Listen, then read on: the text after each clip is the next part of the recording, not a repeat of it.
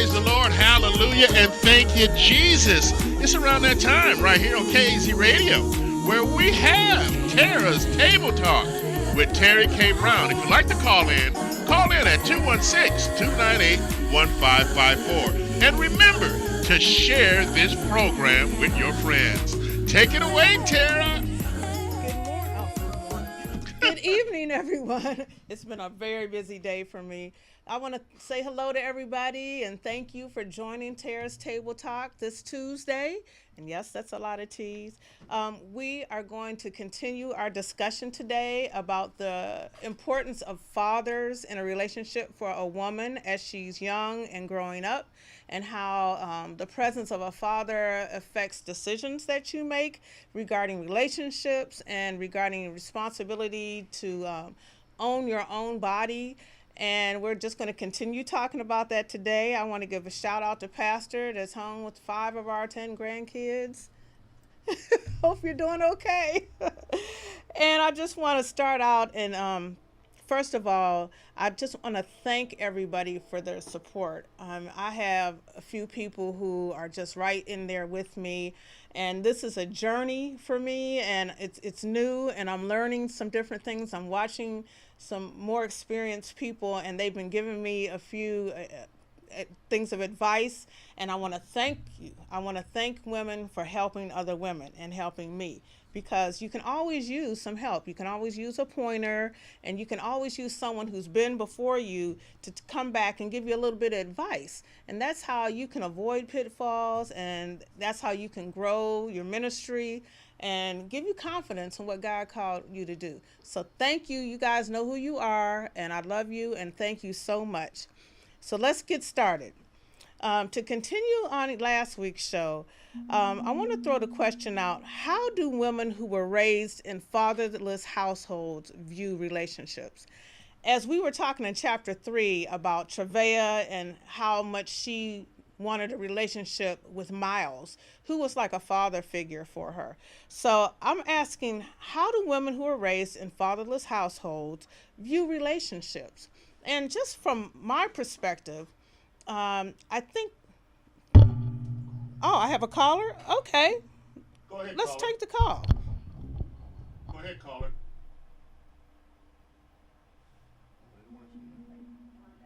Hello. Hi. You want to say something? You're on live. Hi. Hi. Welcome to Tara's I'm Table like, Talk. why are you live? Oh, you're live on our show. Did you have a question? Oh, hi, Terry. I'm like, no, I don't have any questions. If you fill me in real quick on what you're talking about, I probably can have a question. Okay, who am I speaking with? Ashley. Hi, Ashley. How are you doing? Come on in, Hi. Sister Monica. Hi. How are you? I'm great. You know what we're talking about? We are referring to chapter 3, where Travaya had this mock relationship with Miles, and how fatherless girls who grow up without their father in the home and without constant input from a father's perspective, especially a man of God, how they look for that man in the relationships, that father figure in their relationships, instead of looking for a husband figure sometimes, because you're in need of that protection and guidance when, yeah, that's what a husband can be, but a lot of times when you don't have a father figure around, you're looking for the acceptance from a man. You're looking for validation from a man. You're looking for, that protection from a man that you usually get when your dad is in the home and you're growing up, because I've found, and statistics show, that most women who have that growing up, and of course no dad is perfect, but most women that have that, when they're looking for a mate, they know they have dad. So they're, you might end up marrying someone like your dad, but you're not looking for what dad was supposed to give you when you have a father figure in the home. So that's kind of what we're talking about today. So I posed Definitely. I posed a question of how do women who were raised in fatherless households view relationships? Now, I'd like to hear if you was your dad in the home growing up? He was not in the home. He was in prison. I had a great grandfather who showed me what it looked like to have a father and a role model figure, and older brothers who helped a lot. They would instill in me what not to look for in a guy, what to look for. So I can definitely, you know, relate to women who don't have that father figure, because it's still nothing, regardless of brothers or grandparents, when you don't have your father, Yeah. you still don't, you miss a lot. Yeah, I totally agree because I had a really great grandfather around. And then when my mom remarried, a really great stepfather. But I started out on my road very early. And I do believe that I made a lot of relationship choices looking for that acceptance from a male as a father, and there is a difference. And some women who have had their father in the home, and especially if it's a father who was a mature man and handled the family as the head of the family, I find that they don't so much look for that acceptance factor that us that didn't have that father around. I've seen that. I've actually seen it. So I mean, it might not be in every situation, but I believe that the women who I've seen grow up in homes that are father and mom and they work together, when they look for a mate, their standards are higher. You know what I'm saying? I mean, it doesn't always Yes. work that way, but their standards are higher because dad has already made the plateau of what a man should be and what he wants his Yes. and what he wants his daughter to know I, about her worth. yes, I will say that my brothers were those kind of guys that did women wrong and played the field. So my standard was like, I'm not going to date you. Okay. I'm going to, have higher standards and, make sure that these men, respect me and treat me well and do the complete opposite of what I was seeing. So I would see it and go, no, I don't like that. I don't want that for my future. Amen. It doesn't look too good for me. And I'd like to introduce Sister Monica Wright, who's joining us today. She's here with us too. But you know what? That's really strong. That shows the strength and respect you have for yourself. And the people that instill that in you, or if you got it on your own or through the word or through a good Bible-based church, that's really good. It helped you make very good decisions when it came to making a decision for a husband or a relationship. And unfortunately, sometimes that just doesn't work out for most women who are fatherless because they're looking for that father figure. I did some research, and it was on there was a website that I put up on my Facebook page to read an article from the Huffington Post regarding fatherless daughters, daddyless daughters, and the standard mistakes and things like that. And I just like to read that. And this doesn't apply to everybody. Please don't get offended if you, I'm not speaking of anyone in particular, and nothing is across the board with everybody. So please don't get offended. I'm not being judgmental. But I just want to read a couple paragraphs. It says, although the fatherless daughter consistently re-experiences fear of rejection or abandonment, our study also found that she is also building up some very powerful coping mechanisms over the years in the pure act of survival. She learns the importance of loyalty and compassion, becoming a friend that feels more like family to those close to her. Often faced with assuming responsibility at a young age, she grows up more quickly than her peers and develops qualities of self-reliance, leadership, and perseverance. The flip side of these positive attributes is that the fatherless daughter can take on far too much herself.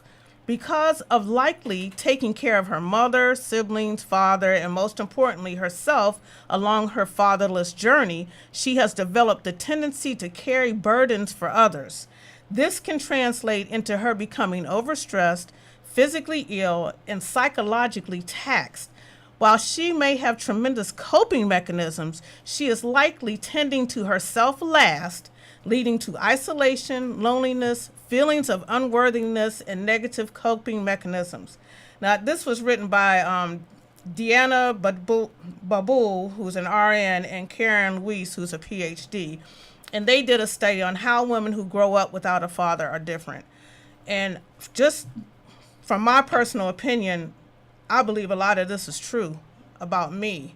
You know, I'm not saying everyone goes this, but I believe that a lot of this is true. And I don't know if it's just because I didn't have a father figure around constantly, but this tells a lot about my feelings about how I grew up and how it took me to really, really mature and know my worth in Christ before I stopped trying to do everything. You know, and I still do it sometimes. You know, exactly. What about you, Sister Monica? And I wrote on the bottom of this, also feels guilty with letting go, trouble letting go, and gets angry over others hurting themselves. And I'm speaking about me in that aspect where it says burdens for others. Yeah. Because that's me completely. And like trying to take care of myself, I had to continuously, and I still practice trying to know that it's okay that I can come first before everybody else. I'm not a doormat. I can easily say no, but I become angry when I say no because I feel like you've taken advantage of. Yeah. So I'm continuously working on knowing it's okay to say no. It's okay. And it's, I don't know, I see some young people, you know, in church and how little girls just adore their fathers. It's like daddy. And a young couple I know, and I'm pretty sure they won't mind me saying their name, but I'm not going to. But this little girl loves her daddy, and she's not so little anymore. I think she's about maybe 9. And it's just when he looks at her, his whole light, the light in his face just shines.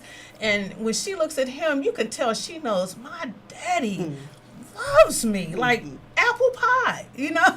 And when I see it, it just warms my heart because I know that she's always gonna know that, you know. And so she might not have a problem saying, I work hard, I deserve to have that Gucci bag that I can afford, you know. And you know, because sometimes women who are put in a mind frame to think they have to handle everything will not do it. It took, like, I'm 57 and I will look for an absolute bargain for myself and spend $500 on someone that I want to really know that, hey, I want you to enjoy this. And it's kind of like a mindset of not considering your worth sometimes that you're in.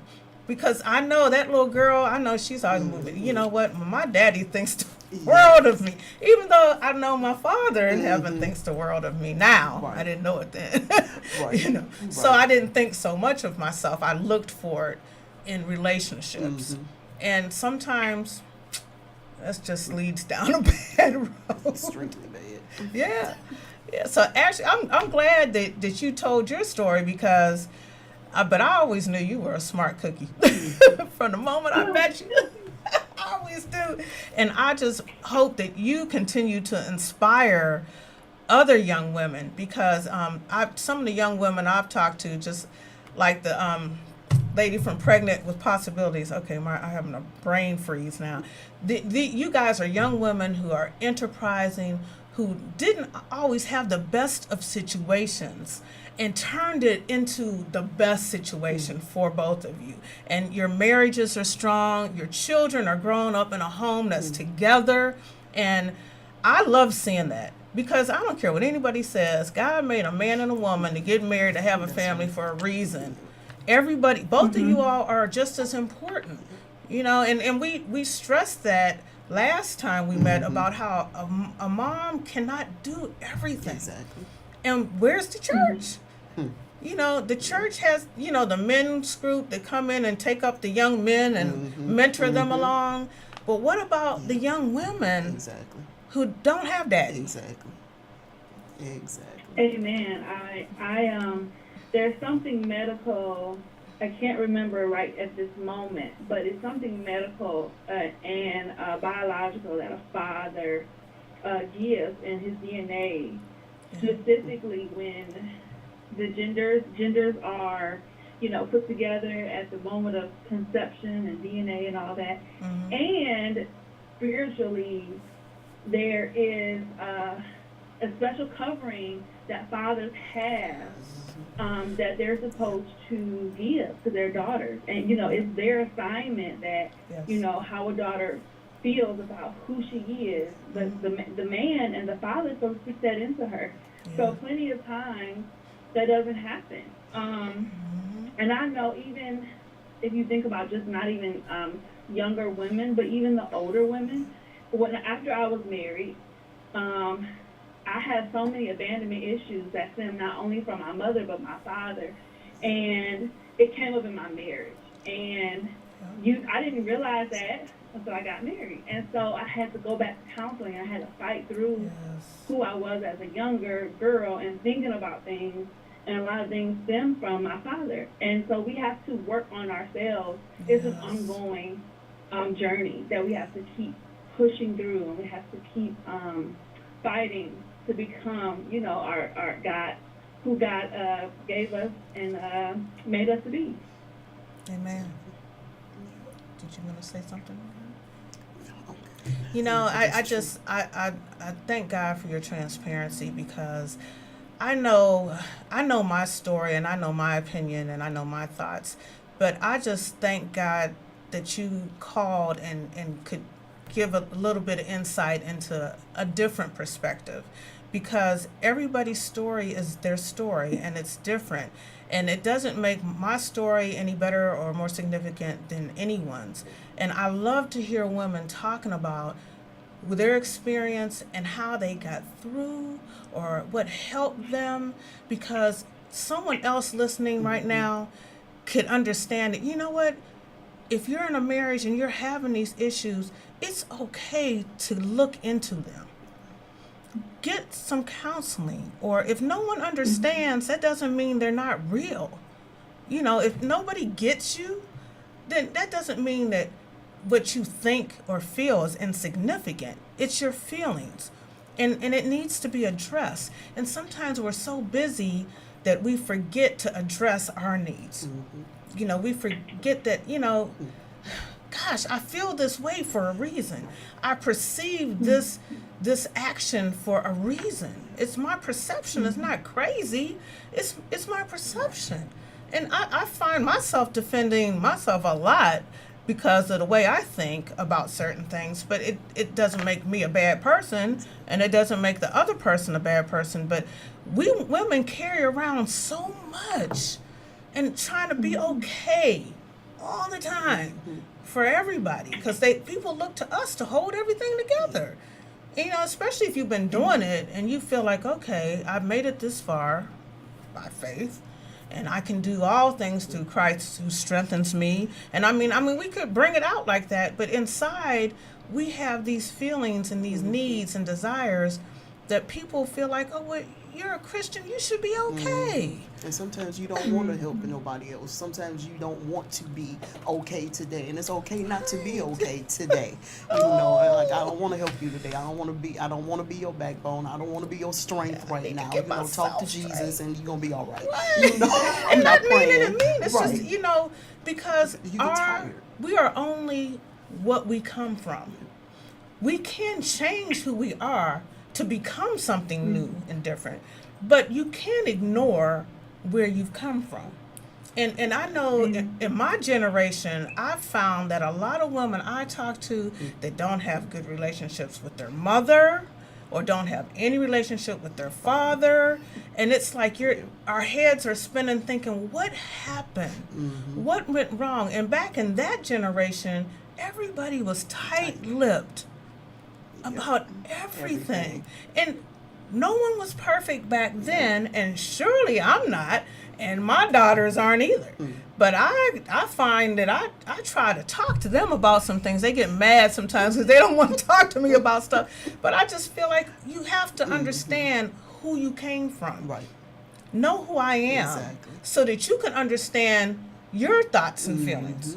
Because we are our mother's daughters. Exactly. You know, most of us are, even the good, bad, and the ugly, you know. And it's hard. I found that a lot of women that are in their 50s and 60s cannot, they're oblivious to what happened because nobody's talking. Mid 40s too, because I'm Amen. 46. Yeah. Hey, And thanks so much for letting me chime in. Thank you for Blessings on all of calling. you, and I will speak with y'all soon. Okay. Okay. I just, you know, find that very interesting because I know that some people really take offense when you start talking about things like this. Right. Because then it might seem like you're putting blame On somebody. on somebody, you know, when Exactly. you could do that if that's what you want to do, but I feel like that's a waste of time when you can sit down and talk. The other person, when you do that, it reflects who they are. Because they have to identify and they have to feel. Yeah. And so it's easier to say you crazy or there's something wrong with you and you making all of that stuff up. But then at the end of the day, they know that what you're saying is true. But because they never had the freedom to be free and to speak, then you become the black sheep. You are the demonic one. I've heard those words. Exactly. But excuse me. But I tell you, it's just, you know, and we talk on this show about unconventional things, you know, but I truly believe that there is nothing that God is not involved in. Right. And this Bible is full of so much information. And sometimes I read and I'm like, I didn't know that. You know, wow, that explains a few things, you know, and it's like God is not stupid and nothing new is under the sun. You know, he's like, go back there and you that whole situation that you're talking about is right in there. And you saying that made me just think of Queen Esther. Who were her parents? Her uncle raised her, right? She didn't have any parents, and she ended up being the queen. She was the awkward oddball of everything. Uncle she said, was not, baby, just do this. Hold on. Exactly. She was not supposed to fit in anywhere. And she ended up being the queen. And he lifted her up and gave her her permission to believe that she deserved to be it. And just be patient. When she got edgy, you know, and antsy, it's like, be patient. Right. And then he thought enough to put women who he knew would be good. And they were kind enough to take her in and school her. You have to have somebody doing that. And then a little bit further, the eunuch was a male. So in the process, he put a covering over her to start teaching her how to be a lady, how to be a queen. Yeah. And you have to be taught. You don't just wake up and think I'm a queen. Exactly. Because there's something about a man that teaches you how to be a lady. Your mother can teach you how to be a woman, but the man teaches you how to be a lady, how to conduct yourself in so many ways. And so when you think about the eunuch, this man that God placed in her life to teach her how to be a queen before she got into position. Into the situation. Hallelujah.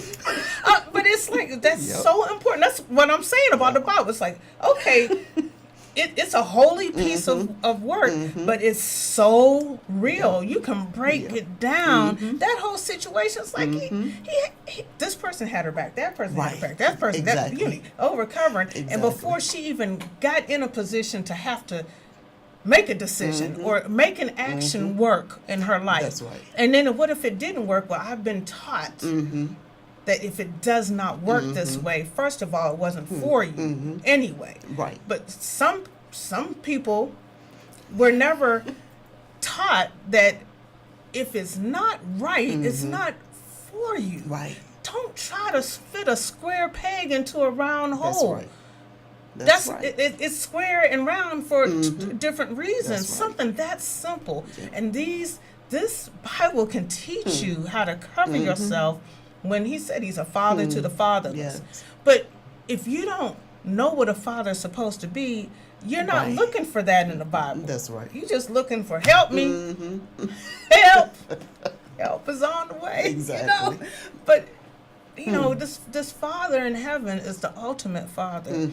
But there's a reason why he gave us fathers That's right. here on earth. That's right. And you guys are so important to your daughters.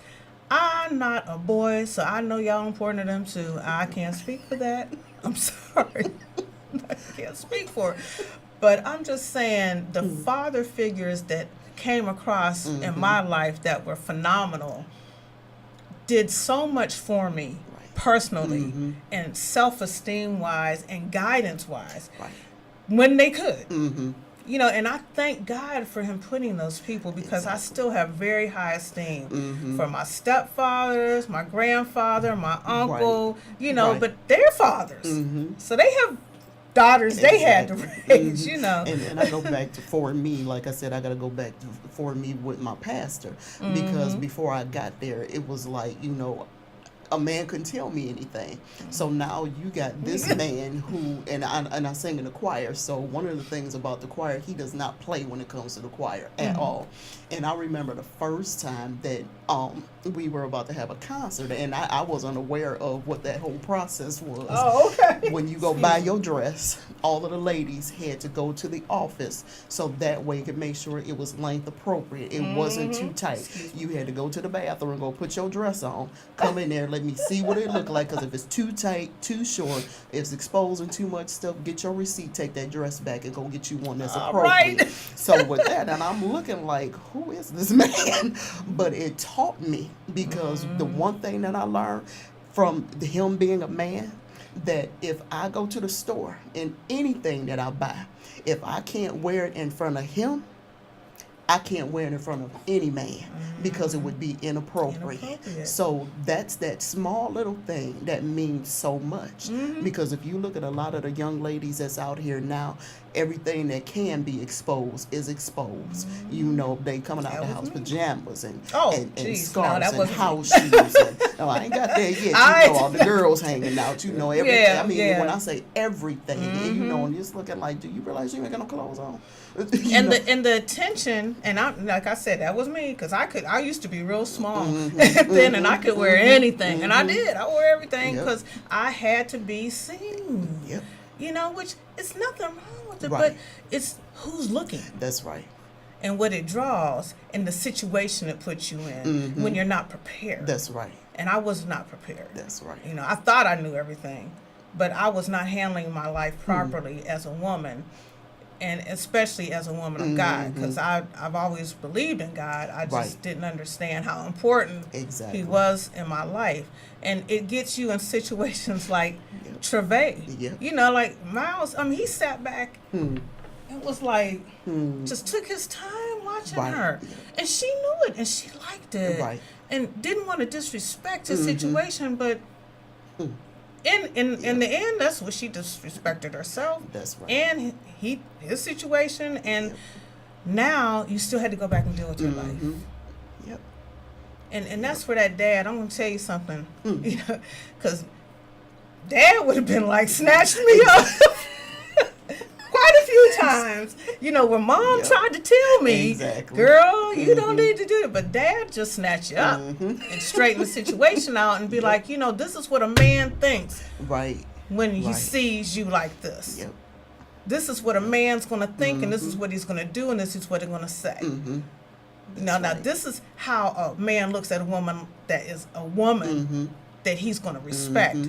This is something, it sounds silly and old-fashioned, but it's real. But that's what fathers do. And especially men who are men of God, make you understand how much you are worth to God first.